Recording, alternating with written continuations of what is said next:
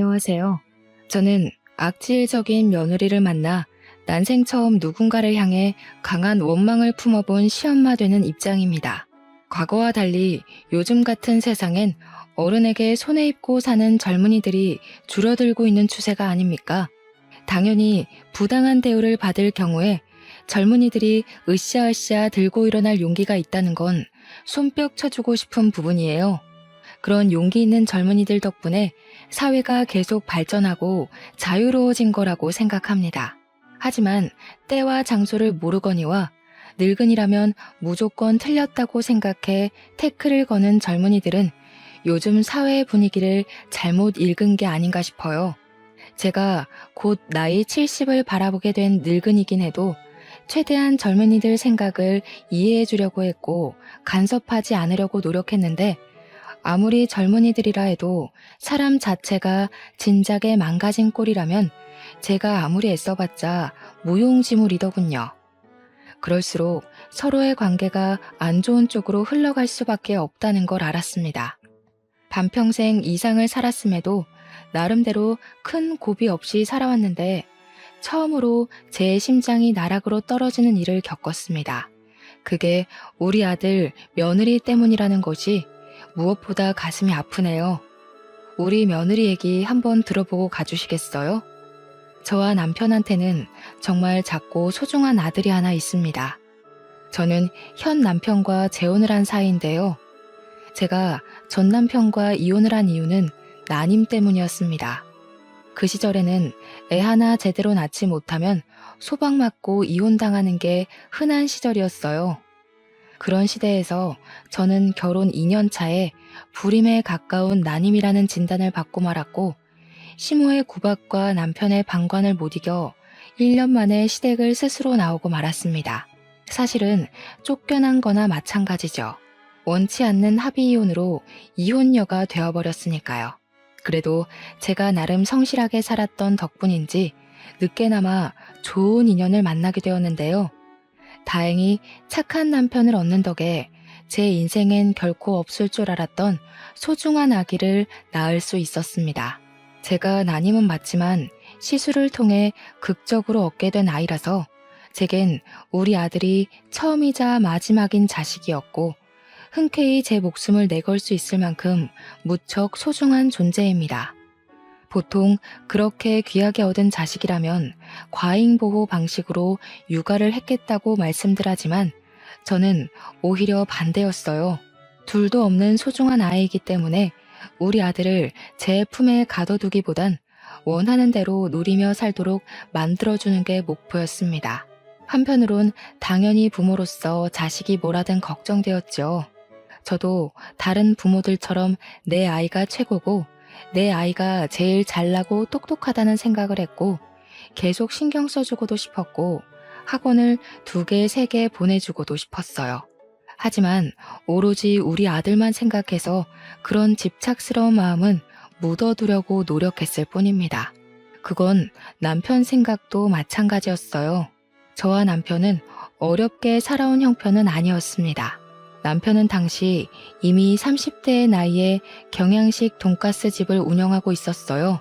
번화가에 위치해 있었는데 돈가스도 팔고 파스타도 팔고 각종 브런치를 팔아서 나름 장사도 잘 되던 가게였습니다. 그러니까 저는 그때 남편의 돈가스 집에 아르바이트생으로 갔다가 처음 만나게 된 사이였어요. 당시 제가 돈가스 가게에 지원했을 때 나이가 28살이었습니다. 첫 번째 결혼을 25살에 했는데 3년간 난임으로 시댁에 시달리다가 이혼하고 나와서 먹고 살기 위해 도전한 일이 바로 돈가스집 알바였던 거예요. 그 돈가스 가게를 사전 조사해봤을 땐 아르바이트생 대부분이 20대 초반 대학생들로 많이 이루어져 있더라고요. 그래서 지원서를 넣었다지만 솔직히 연락도 안 오고 바로 탈락될 줄 알았습니다. 그런데 남편이 제게 흔쾌히 면접의 기회를 주었고 경력 없는 제게 일할 기회까지 준 거였어요. 남편은 정말 좋은 사장님이었습니다. 일한 지 한 1년 지났을 때는 제가 한번 남편한테 아무런 경력 없는 나를 왜 뽑아줬냐고 물어본 적이 있었습니다. 그랬더니 남편 하는 말이 가게 차리기 전 과거에 힘들었던 자신을 보는 것 같아서 저한테 동질감을 느꼈다고 하더라고요. 불쌍해서가 아니라 힘이 되어주고 싶었다고 했습니다. 자기도 남들보다 늦은 나이까지 가난에 허덕여서 제대로 뭘 하지도 못하던 사람이었는데 그때 자신에게 손길을 내밀어준 사람들을 잊지 못하고 계속 챙길 정도로 큰 힘이 되었다고 하더군요. 도움을 받아봤기 때문에 작은 도움이라도 뭐든 힘이 된다는 걸 알아서 자신도 누군가에게 그렇게 베푸는 사람이 되고 싶었다고 했습니다.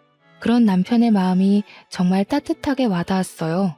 이혼녀가 된 이후로 저는 제가 정말 별 볼 일 없는 존재라고 생각했거든요. 남편이 보여준 마음 덕분에 저도 모르게 감정이 많이 흔들렸는데 어느새 남편을 더 알아가고 싶고 계속 같이 있고 싶다는 생각이 들더군요.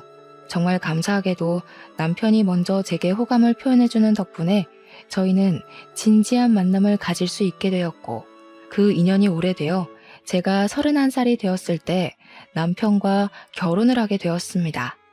저는 결혼 전에 남편에게도 난임 사실을 솔직하게 고백했어요. 남편은 그런 것 상관없다고 나만 보고 결혼한 거라서 아이에 대한 스트레스는 받지 말라고 하더라고요. 저의 난임 사정을 이해해준 남편에게 고마워서 저는 적극적으로 시험관을 알아봤습니다. 남편이 저를 좋아해서 그렇게 양보를 해준 거지 사실은 아이를 원치 않는 게 아니라는 걸 눈치껏 알았기 때문에 저도 남편한테 노력하는 아내가 되고 싶었어요. 그 마음을 하늘이 알아준 건지 열심히 바라고 또 바란 노력 끝에 임신에 성공을 하게 되었습니다. 얼마나 기뻤는지 몰라요. 기뻐서 흘리는 눈물을 그 당시 처음이자 마지막으로 느껴보았습니다. 남편도 정말 많이 좋아해 주었어요.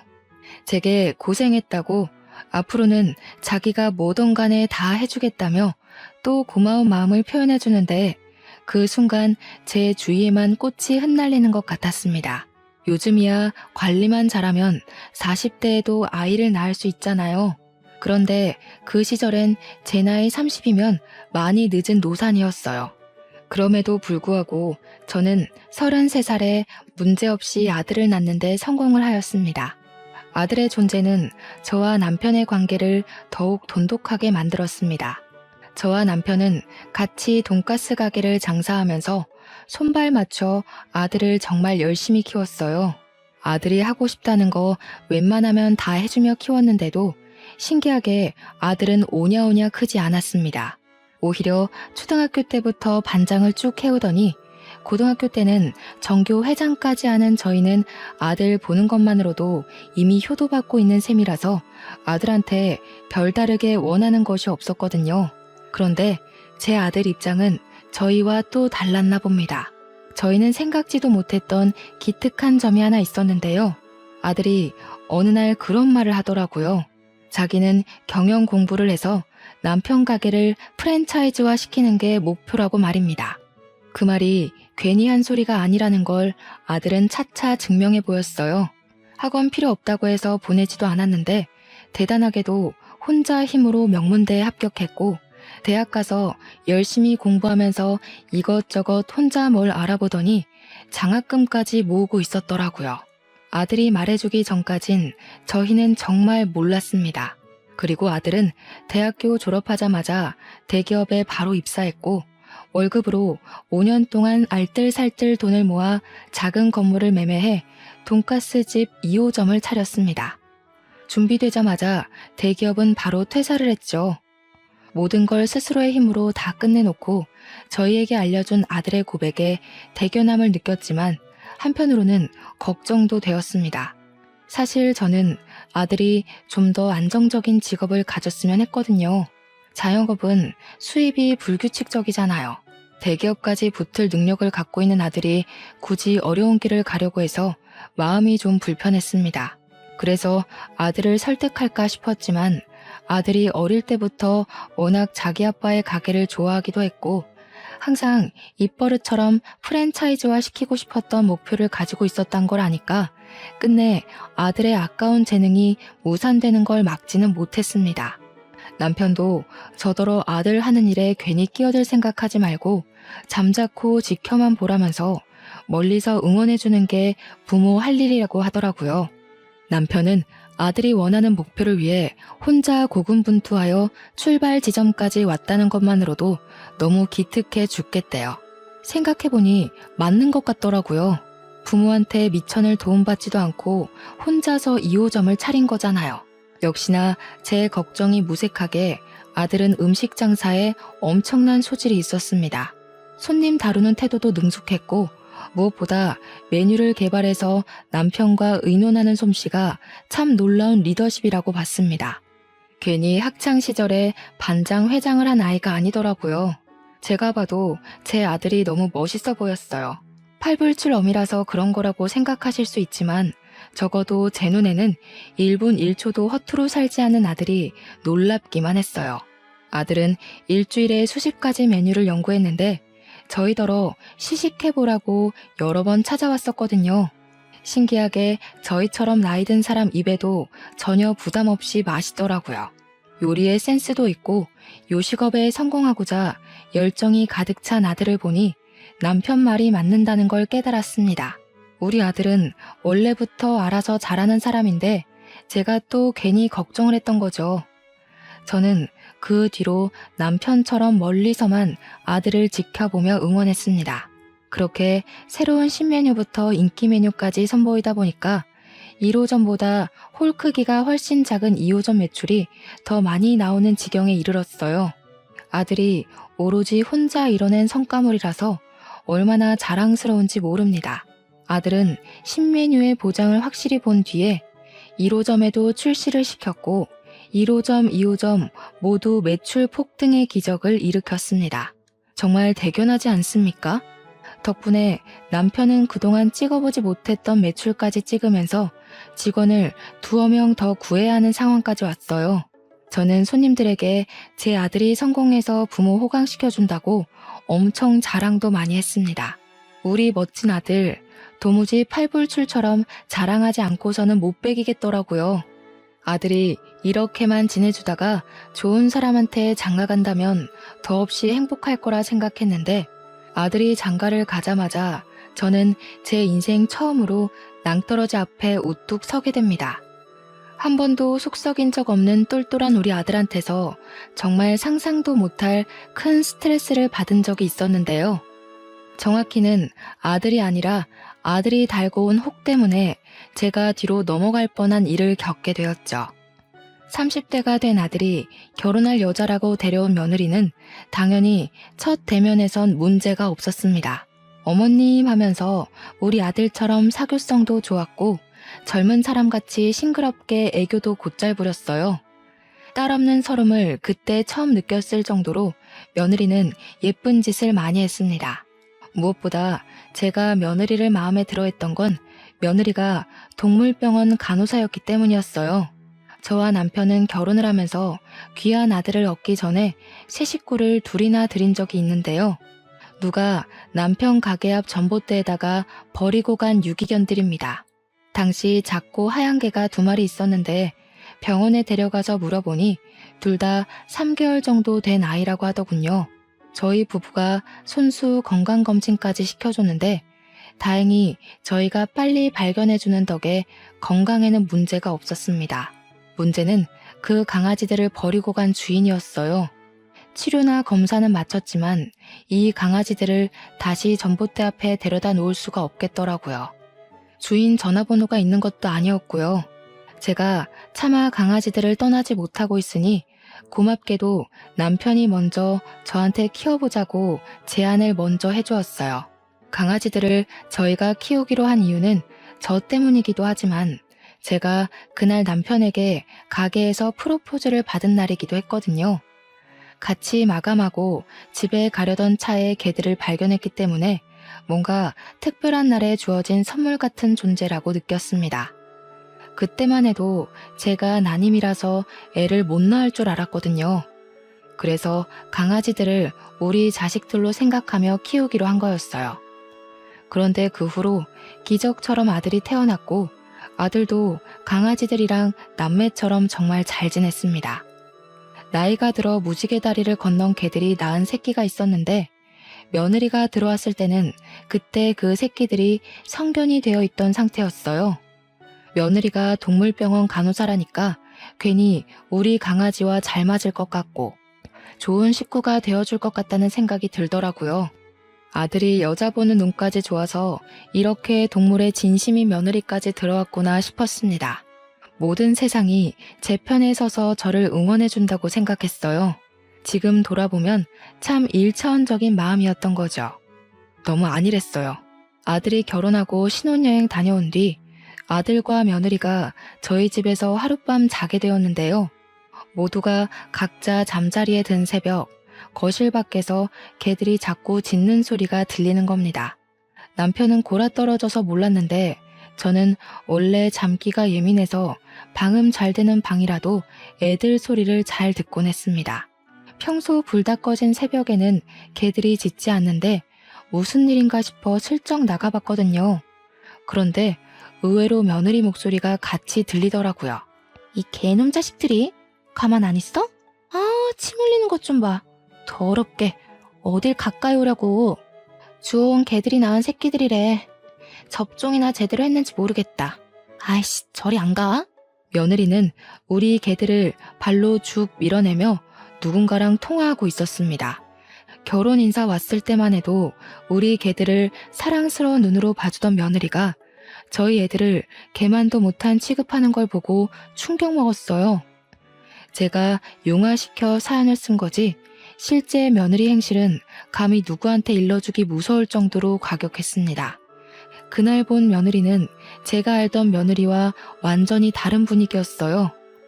너무 놀라서 오히려 제가 오해한 게 아닌가 생각하려고 애썼습니다.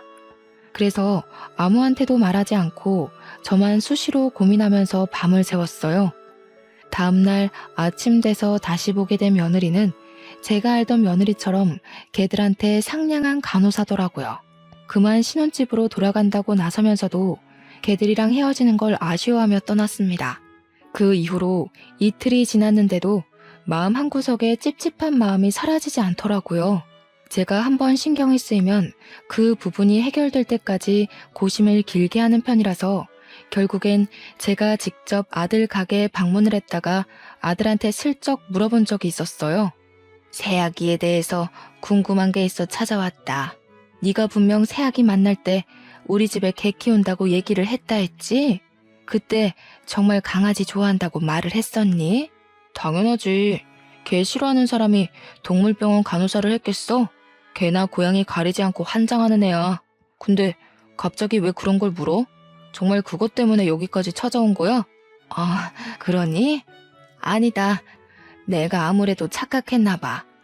유라한테는 내가 이런 거 물었다는 거 말하지 마. 괜히 오해 생길라.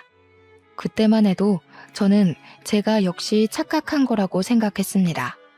그날 집에서 본 며느리의 괴팍한 얼굴을 잠결에 잘못 보고 잘못 들은 거라고 봤어요. 하긴 동물을 싫어하는데 어떻게 동물병원 간호사를 하겠습니까? 그날은 며느리에게 제가 모르는 사정이 있어서 그랬을 거라고 이해하고 넘겼습니다. 그런데 말입니다. 또 한 번 며느리의 실체가 의심스러운 정황을 저만 목격하게 된 적이 있었는데요.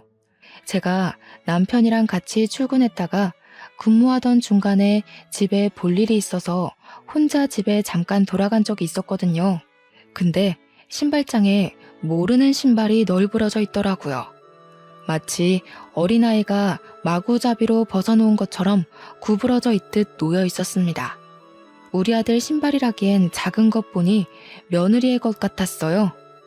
며느리한테 도어록 번호를 알려준 적이 없는데 아마 아들이 알려줬나 봅니다. 그럼 연락이나 줄 것이지 연락도 없이 집에 무슨 일로 온 건가 싶더라고요. 신발도 가지런하게 두지 못하고 연락도 없이 함부로 시댁을 찾아오고 여기서 저는 며느리에게 조심성이 좀 부족하구나라는 걸 느꼈습니다. 그리고 우리 개들은 웬만해선 집안에서 잘 짖지를 않는데 그날은 현관문 열자마자 3마리의 왈왈거리는 소리가 귀를 때리더라고요. 희한하게 며느리만 있으면 개들이 그렇게 짖어요. 이건 남편이랑 아들은 모르고 저만 눈치챘던 부분인데 알 때마다 기분도 별로입니다. 그리고 애들 소리에 뒤이어 함께 들리는 며느리의 고성은 또 한 번 며느리의 실체를 의심하게 만들었어요. 야, 이 새끼들이. 냄새나 죽겠네. 저리 안 꺼져? 확 갖다 버린다. 내가 너희처럼 시끄러운 애들 한두 번 보는 줄 아니? 다시는 못 짓게 만들어버릴 수도 있어. 그때만 생각하면 제가 아직도 온몸에 털이 바짝 서요. 며느리는 우리 개들에게 쌍욕을 섞어가면서 하찮은 짐승 취급을 하고 있었는데요. 또 우리 애들을 함부로 건드리기라도 했는지 애들이 깨갱거리는 소리도 나더라고요. 그 순간 심장이 벌렁거릴 정도로 너무 놀라서 다리가 후들거렸습니다. 며느리의 계속되는 욕지거리에 저는 얼른 신발을 벗고 안으로 들어갔어요. 주방에서 들리는 소리였고 가까이 가보니까 며느리가 냉장고를 뒤지면서 개들과 씨름 중이더군요. 어머나, 이게 뭔 난리야? 세아가, 너 거기서 뭐 하는 거니? 왜 연락도 없이 들어와서 남의 집 냉장고를 뒤지고 있어? 개소리 때문에 얼마나 시끄러웠는지 며느리는 제가 온 줄도 몰랐나 봅니다. 제 목소리에 돌아보더니 끽 소리를 지르며 눈을 동그랗게 뜨더라고요. 그러면서 금세 제가 알던 상냥한 며느리 얼굴로 돌변했습니다. 아, 어머님 언제 오셨어요? 남편 말로는 자기 좋아하는 반찬을 어머님이 만들어놨다고 나중에 가져가라고 하셨다던데 제가 몸이 안 좋아서 오늘 반찬했거든요. 일찍 집에 가는 김에 그 반찬 챙겨가려고요. 그럼 그렇다고 연락이라도 했어야지. 사람도 없는 집에 들어와서 도둑고양이처럼 왜 그러고 있어? 게다가 너 아까 우리 애들한테 욕했어? 저는 어머님 아버님 출근하셔서 방해될까봐 연락 못 드린 건데 강아지 일은 오해세요. 개들이 자꾸 저를 물려고 하길래 놀라서 그만 말이 강하게 튀어나왔나 봐요. 놀랐다고 우리 개들을 내다 버리네 만에 그런 소리를 한 거야? 너는 동물병원 간호사라면서 개들 다루는 법도 모르니? 너희 동물병원에서는 애들이 말 안 들으면 막 그렇게 욕해? 유기할 거라고 겁박 주고? 말하다 보니 이전에 봤던 며느리의 모습까지 겹쳐 떠올라서 저도 모르게 며느리를 몰아붙였더라고요. 단지 그동안 며느리에게 경고하고 싶었던 말을 다 해버렸던 거였어요. 그런데 제게 은근히 대꾸 잘하던 며느리가 점차 변명거리가 없는지 갑자기 눈물을 보이는 거 아니겠어요? 이러면 제가 못된 시모가 된 입장으로 보이니 저야말로 좀 당황스러웠습니다. 그래도 제가 어머님 아들 배우자이고 며느리고 같은 식구인데 어떻게 걔보다 저를 못난 취급하세요? 너무해요, 어머님. 요즘 세상에서 어머님처럼 그렇게 며느리 갈굼하시면 꼰대 소리 들어요. 요즘은 인권이 워낙 중요한 시대라서 아랫사람이라도 조심히 대하셔야 된다고요. 훌쩍이던 며느리는 그대로 집을 뛰쳐나가 버렸습니다. 며느리가 서러운 마음에 그랬다는 건 알겠는데 발언 내용이 너무 기가 차서 한동안 자리를 뜨지 못하겠더라고요. 며느리가 울기까지 했으니 저는 당연히 그 일이 아들 귀에 들어갔을 거라고 생각했습니다. 아니나 다를까 아들이 퇴근 시간쯤에 우리 가게로 찾아왔어요. 역시 오자마자 며느리 얘기를 하는데 며느리는 제가 생각했던 것보다 더 우습게 상황을 설명해 놓았더군요. 엄마, 낮에 와이프랑 문제 있었다면서. 와이프 말로는 엄마가 마음대로 집에 들어온 거랑 걔들 때문에 섭섭하게 했다던데. 내 탓이야. 내가 대신 반찬 가져와 달라고 비밀번호 알려줬어. 그리고 걔 문제는 엄마가 오해가 좀 있었던 것 같아. 그 사람 엄마가 생각하는 그런 의도 아니었대. 나는 이제 도통 모르겠구나. 우리 개를 내다 버리네 만회하는 소리가 어떻게 들으면 오해일 수 있는 건지 이해가 안 돼. 간호사라면서 어쩜 그리 말을 함부로 한다니? 나도 세아기 이해해보려고 많이 노력했다. 그런데 내 눈에는 세아가가 우리 애들 잡아먹을 것처럼 화내는 걸로 보이는데 어떡해. 오해야. 그 사람 내가 제일 잘 알잖아. 엄마랑 다투고 와서도 많이 반성하고 울었어. 강아지 문제는 내가 좀 더 대화를 해볼게. 아직 와이프가 서툴러서 그래. 엄마가 먼저 좀 봐주라. 앞으로 며느리한테 하고 싶은 말 있으면 그냥 자기한테 해달라는 아들의 부탁은 저를 더 갑갑하게 만들었습니다. 아들은 제 이야기를 귀 기울여 들어주었지만 내뱉는 답변은 계속 서로 오해를 했던 것 같다고만 했어요. 처음으로 아들과 대화하면서 벽을 느꼈던 순간입니다. 서운했으나 이해도 되었어요. 며느리의 그런 모습을 본 건 저밖에 없었거든요. 그러니 남편이랑 아들이 저를 위로해 주더라도 딱히 믿어주는 눈치는 아닐 수밖에요. 말했다시피 며느리는 제가 그런 모습을 목격하기 전만 해도 선녀처럼 여린 여자였으니까요. 그러나 꼬리가 길면 밟힌다고 며느리의 실체를 남편과 아들이 제대로 알게 된 일이 끝내 발생하고 말았는데요. 저희 개들이 감기에 걸렸을 때였어요.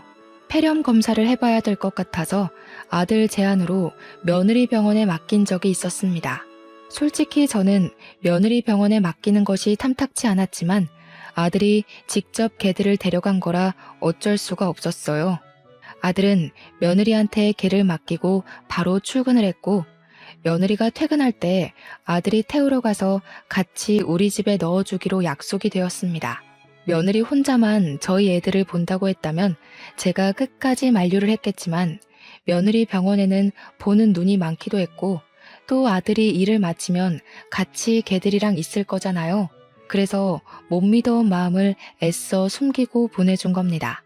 그런데 며느리는 제가 예상했던 것보다 훨씬 교활하고 개념이 없는 사람이더라고요. 요즘 젊은 사람들이 다 며느리 같은 건 아닐 텐데도 며느리 하나가 너무 센 존재였다 보니 젊은 애들 전부가 며느리처럼 이기적이고 악랄해 보이는 거 있죠. 개들이 도착해도 벌써 했을 시간인데 연락 주기로 한 아들은 계속 깜깜무소식이었는데요. 결혼하고 나서부터는 아들한테 괜히 부담되고 싶지 않아서 제가 먼저 전화를 잘 안 했거든요. 그런데 그날은 약속 시간에 너무 늦길래 오래간만에 아들한테 먼저 전화를 걸어보았습니다. 받자마자 아들 목소리가 안 좋다는 것이 바로 짐작되더라고요. 걱정이 되어서 무슨 일 있냐고 물어봤는데 뒤이어 아들이 하는 말은 저를 기절초풍하게 만들었습니다. 어떡해 엄마, 유라가 애들을 잃어버렸대. 지금 최대한 주위 둘러보고 있어. 추운데 괜히 나서지 말고 기다려줘. 애들 찾으면 바로 연락할게. 그러니까 당시 상황은 며느리가 퇴근하고 개들을 데리고 나와서 아들 차를 기다리는 동안에 개들이 갑자기 발광을 했고 며느리는 힘에 부쳐서 개들을 놓쳤다는 거였습니다. 3마리의 개들이 순식간에 달아나 버리는 바람에 며느리 혼자서 그걸 감당 못해 결국 모두 잃어버렸다는 내용이었어요. 그 얘기를 듣고 얼마나 놀랐는지 모릅니다. 남들한텐 그냥 강아지일지 몰라도 제게는 단순한 반려견 수준을 뛰어넘는 가족이에요. 듣는데 내 애가 실종되었다는 말을 듣는 것처럼 가슴이 벌렁거렸다는 겁니다. 남편도 놀란 건 마찬가지였습니다. 저랑 남편은 오지 말라는 아들의 말을 외면하고 전화를 끊자마자 그 근처로 향했습니다. 제가 꼬여서 자꾸 나쁜 방향으로 생각이 드는 건지 모르겠지만 저는 애들이 사라져버린 게 며느리 탓으로 느껴지더라고요. 제 머릿속은 온통 며느리에 대한 분노로 차올랐습니다. 아들이랑 며느리가 있는 곳에 가까워질수록 제 마음은 점차 검게 물들어갔어요. 차에서 내리게 되었을 때는 이미 며느리를 탓하기 위해 마음을 먹어버린 상태였습니다.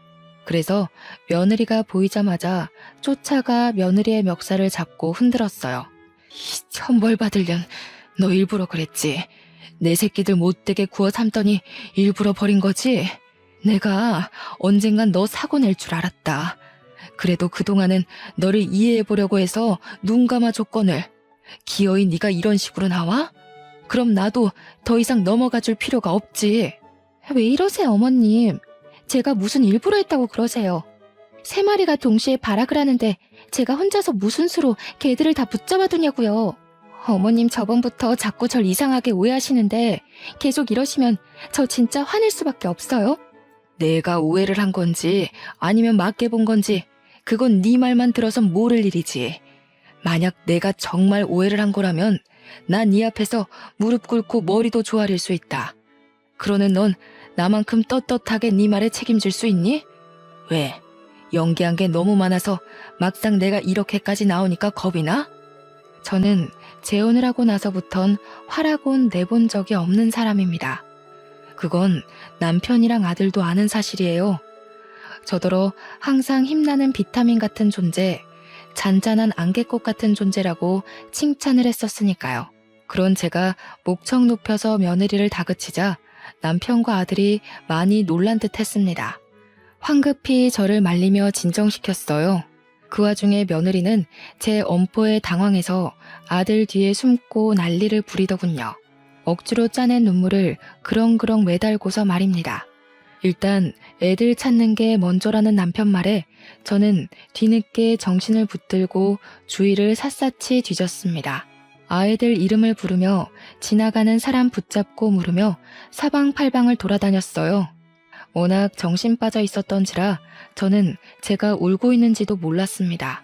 울면서 뛰어다니니까 나중에는 사람들이 무슨 일 있냐고 알아서 물어봐 주기도 하더군요. 하지만 당장 그날에 아이들을 찾는 건 실패하고 말았습니다.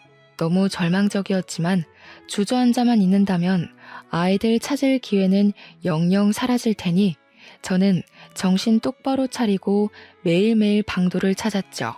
제가 가게 일도 못 보고 아이들 찾는 데만 몰두하고 있으니 남편도 제 곁에서 손길을 보태주었고 아들이랑 며느리도 퇴근하면 저를 도와 실종 전단지라도 더 나눴습니다. 반드시 찾을 거라는 일념 하나만 생각하며 움직였는데 제가 무슨 짓까지 했냐면 거리에 주차된 블랙박스랑 주위 건물 CCTV까지 제발 사정하고 부탁해서 확인을 했어요. 도로 CCTV의 경우 경찰의 허가가 있어야 된다고 하길래 그런 것까지 알아볼 정도로 진심을 쏟아부었죠. CCTV를 확인할 때 남편은 제 곁을 지켜줬고 아들이랑 며느리는 출근 때문에 적정 시간만 돕다가 집으로 돌아간 상황이었습니다.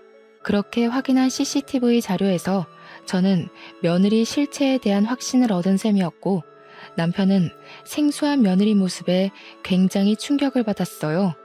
제가 확인했던 블랙박스, CCTV를 다 조합해보면 며느리가 우리 애들을 일부러 버렸다는 걸 쉽게 알 수 있었습니다. 카메라에 며느리 모습이 대거 찍혀 있었는데 며느리가 인도에서 나오더니 주위를 둘러보다가 개들을 도로 쪽으로 풀어버리는 거 아니겠어요? 그렇게 며느리에게서 해방된 개들은 도로를 막 뛰다가 차편의 위협을 받기도 했고 중구난방으로 방향까지 못 잡다가 건너편으로 사라져 버렸습니다. 다행히 차들이 신호를 받은 상태여서 2차 사고 위험은 없었어요. 그땐 아들이 며느리에게 당도하기 전이라서 그 사실을 알고 있는 사람은 저와 며느리뿐일 겁니다. 남편도 이제야 며느리의 진짜 얼굴을 알게 되었으니 충격이 클 테죠. 마치 제가 며느리의 실상을 처음 봤던 순간처럼요. 모든 걸 본 저와 남편은 며느리한테 나란히 화가 나서 이거 이대로 두면 안 되겠다는 생각을 했습니다. 우선 저희가 장사 자리를 너무 오래 비웠기 때문에 남편은 장사로 돌아가야 했고 나중에 아들을 따로 불러서 며느리가 일으킨 사건에 대해 논하기로 했습니다. 그리고 저는 아침부터 당장 며느리 동물병원으로 찾아갔습니다. 제가 동물병원에 등장하자 며느리가 좀 놀라더라고요.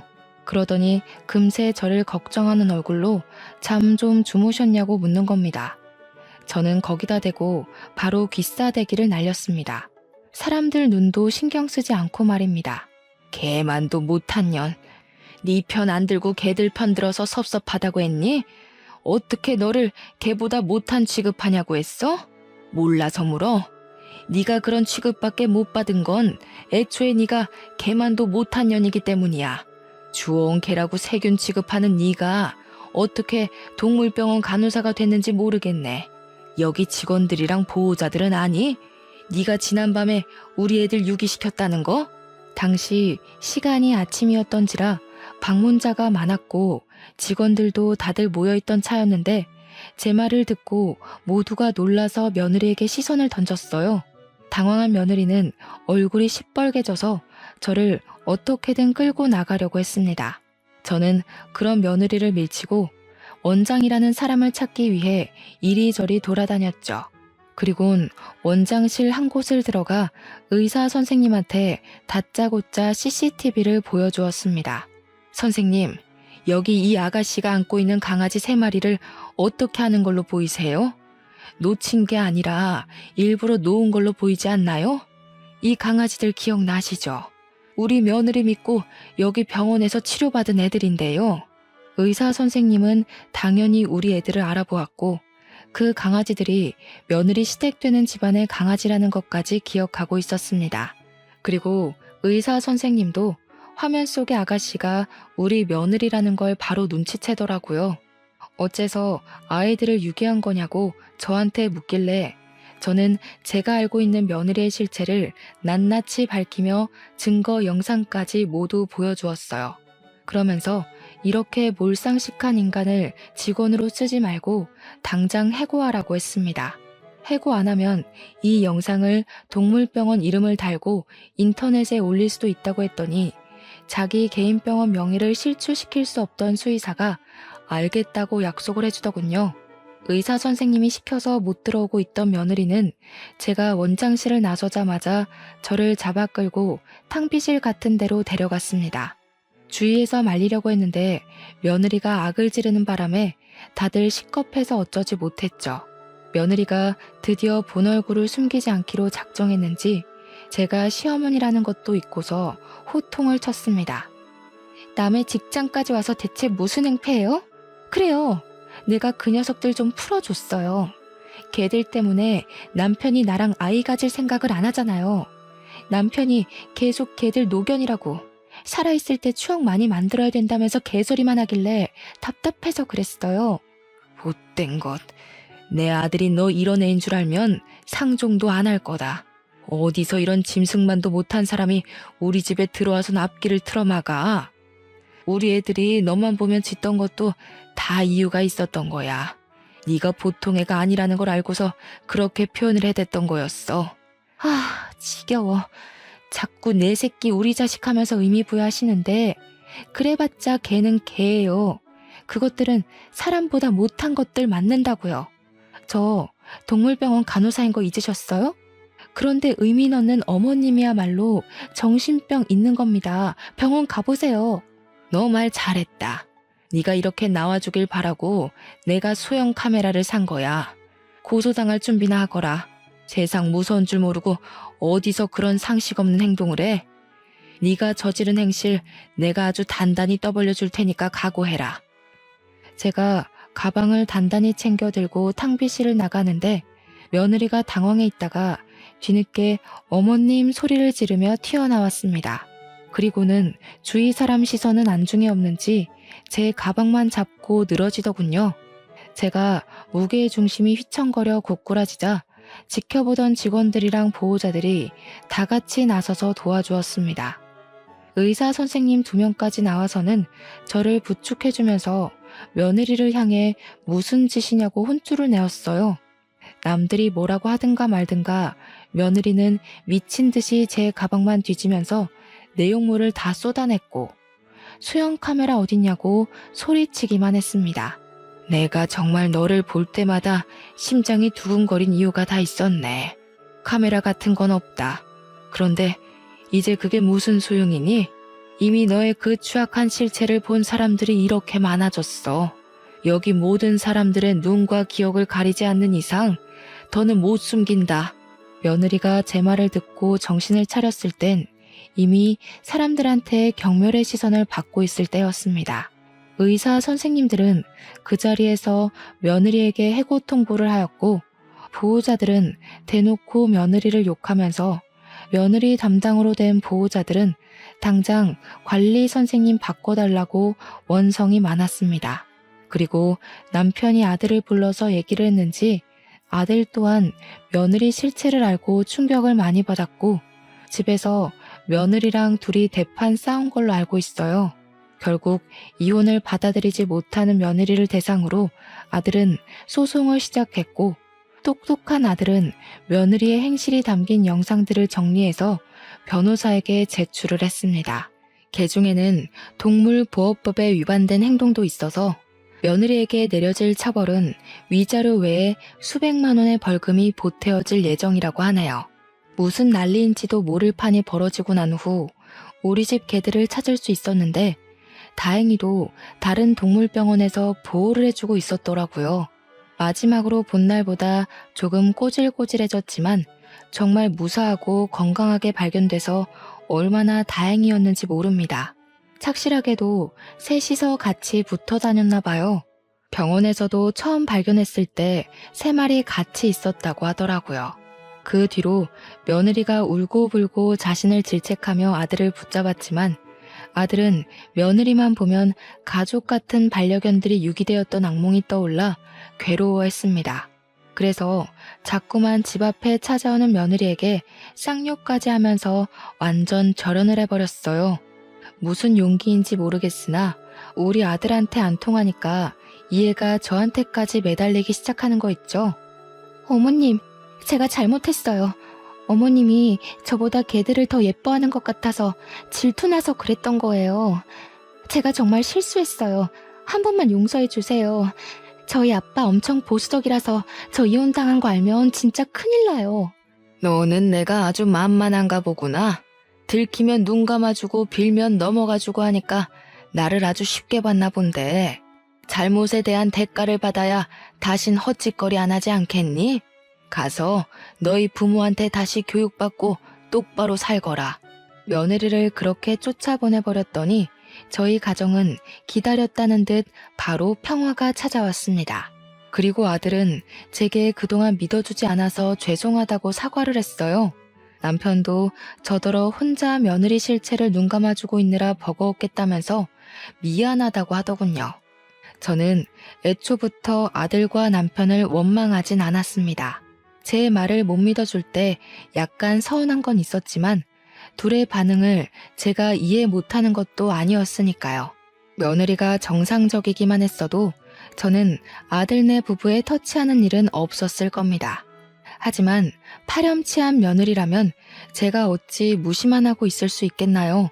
아들이야 워낙 똑똑해서 마냥 당하고만 살 사람은 아닌 걸 알기 때문에 충분히 알아서 잘할 거라고 믿어 의심치 않았지만 우리 강아지들은 아니잖아요. 강아지들은 여전히 가족들의 손길이 필요한 존재란 말입니다. 감히 내 새끼들을 건드렸다면 저는 그런 사람을 가족으로 둘 생각도 옆에 둘 생각도 없는 사람이에요. 반려견을 안 키우는 분들은 가족과 반려견을 동등히 하는 제 마음을 이해하기 어려울 겁니다. 그분들 마음까지 강요해서 위로받을 생각은 없어요. 하지만 다들 동물이라고 함부로 해도 되는 존재로 생각하지 말아주셨으면 해요. 생명의 가치를 제가 감히 지정할 순 없겠지만 세상 모든 사람들도 저와 똑같이 목숨을 평가할 권리는 없는 거잖아요. 나쁜 마음 먹는 사람은 있어도 나쁜 마음 먹는 동물은 없다는 거. 아는 지인한테 들었었는데 감명이 깊었던지라 남겨봅니다. 모두가 존중받고 존중할 수 있는 사회가 되어갔으면 좋겠네요. 제 사연 들어주셔서 감사합니다. 따뜻한 하루 보내세요.